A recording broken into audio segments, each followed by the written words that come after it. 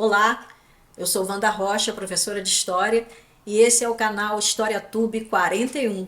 Seja bem-vindo. Chegamos à última parte do minicurso Fascismo Exposto, a história que não podemos esquecer.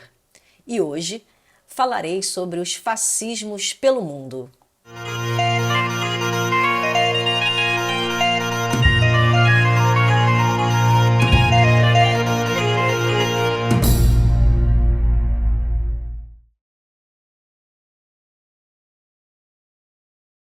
O avanço do fascismo se dá com limpeza étnica, expansão internacional violenta, desrespeito às leis e à ética e a rejeição às liberdades democráticas.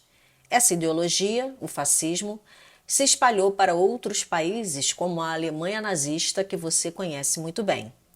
Naquela época, nos anos 30 do século passado, também tivemos governos fascistas na Espanha e Portugal. Uma coisa importante que precisamos fazer é separar o fascismo como um acontecimento histórico e o fascismo como corrente política e ideológica.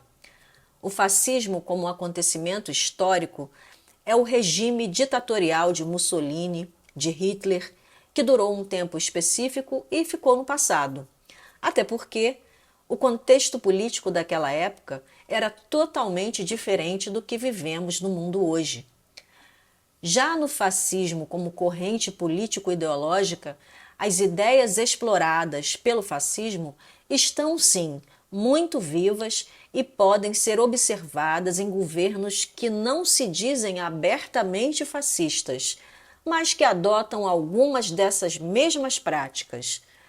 O escritor e filósofo Umberto Eco escreveu um livro chamado O Fascismo Eterno, em que ele enumera 14 características que estão presentes no fascismo, pois o fascismo é eterno.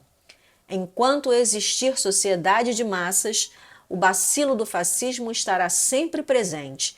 Pode estar adormecido, entorpecido, mas espera apenas uma oportunidade conveniente para retornar. Nesses retornos, manifesta características distintas, dissimuladas, escondidas, mas mantém alguns dos velhos hábitos que permitem ainda ser identificado. Essa é a tese principal de Umberto Eco em seu livro O Fascismo Eterno. Atualmente, há governos que flertam abertamente com o fascismo, como, por exemplo, é o caso da Itália, que elegeu em 2022 como premier Giorgia Meloni, a primeira líder de extrema-direita desde a queda de Mussolini. Ela rejeita veementemente essa conexão e diz que a ideologia fascista ficou para a história. Mas Giorgia Meloni pertence aos Irmãos da Itália, partido que tem raízes no movimento fascista e tem como símbolo as chamadas tricolores associadas a Mussolini. Na terra do tio Sam, os Estados Unidos, a política de Trump corre o risco de transformar o país em uma democracia iliberal.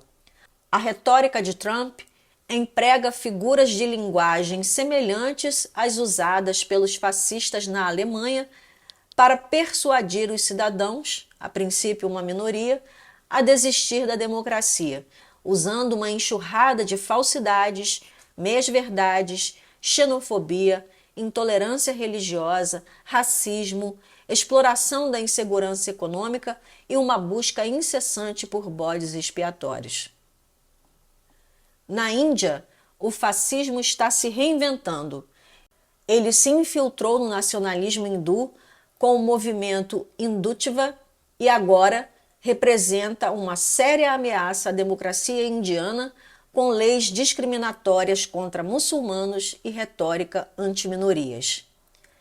O especialista em radicalismo e populismo, Federico Finkelstein, enxerga vários paralelos entre o fascismo histórico do início do século XX e líderes que ele classifica como populistas no século XXI. Esses líderes costumam se apresentar como soluções messiânicas dos problemas regionais e como representantes autênticos da vontade do povo. Finkelstein argumenta que o populismo é uma forma autoritária de democracia que reformulou o fascismo depois da Segunda Guerra, em 1945. Ele, inclusive, cita como exemplos desse novo populismo o trumpismo nos Estados Unidos e o bolsonarismo no Brasil. E já que estamos falando de Brasil, vamos lembrar a história do fascismo no nosso país. No Brasil, esse movimento era chamado de integralismo. Inspirado em Mussolini, a Ação Integralista Brasileira, AIB, surgiu em 1932 com um discurso marcado por anticomunismo, nacionalismo, antiliberalismo, defesa do cristianismo, conservadorismo, corporativismo, antissemitismo e culto ao seu líder e fundador, o escritor Plínio Salgado. Mesmo depois de um integralismo ser extinto por Getúlio Vargas e após a morte de Plínio Salgado em 1975, o integralismo ainda continua a existir no Brasil. O movimento integralista se pulverizou nos anos 70 e fez nascer vários pequenos grupos neofascistas, segundo o historiador brasileiro Leandro Pereira Gonçalves. O lema do integralismo, Deus, Pátria, Família, voltou à tona como lema do partido Aliança pelo Brasil, que Bolsonaro tentou criar sem sucesso. O bolsonarismo, por sua vez, é caracterizado por alguns pesquisadores como um movimento neofascista ou pós-fascista. O governo de Bolsonaro tinha várias características autoritárias e fascistoides. Durante o governo Bolsonaro, que durou de 2019 a 2022, houve exaltação da ditadura militar, ataques a instituições e apelos ao fechamento do Congresso. Vejamos algumas características autoritárias do governo Bolsonaro. Nostalgia da ditadura, com elogios a torturadores, militarização da política, com um governo com generais, ataques à democracia na tentativa de golpe de Estado em 8 de janeiro de 2023, após a posse do terceiro governo Lula. Mesmo com a falta de um projeto de Estado totalitário, há paralelos fascistas nas falas e nos atos de Bolsonaro. Como qualquer governo opressor, o fascismo é extremamente nocivo para um país e sua população e precisa ser evitado ao máximo. E a melhor maneira de fazer isso é com conhecimento.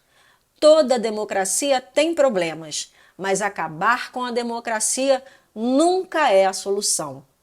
Se você gostou do conteúdo, se inscreva agora no canal e compartilhe esse vídeo com seus amigos que não fazem a menor ideia do que seja fascismo. Um grande abraço e até o próximo vídeo. Até lá!